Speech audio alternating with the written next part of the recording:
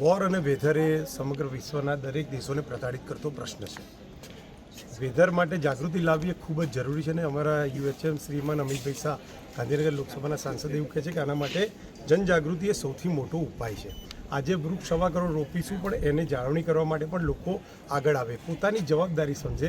આ માત્ર કોઈ એક ટ્રસ્ટની કે આ કોઈ સંસ્થાની કે સરકારની જવાબદારી નથી. આ દરેક લોકો જે પોતે પર્યાવરણ સારું ઈચ્છે છે અને પર્યાવરણનો લાભ લે છે એ દરેકની આ જવાબદારી છે. માટે લોક જાગૃતિ માટે ઘર ઘર સંપર્ક કરી દરેક ઘરે અમે વૃક્ષારોપણ માટે રજીસ્ટ્રેશન કરાવી રહ્યા છે. અમારા વડાપ્રધાન શ્રીમાન નરેન્દ્રભાઈ મોદીએ એક પેડ માં કે નામના કોન્સેપ્ટથી દરેક ઘરે એક વૃક્ષ વાવે એવો ઉદ્દેશ પણ આપ્યો છે.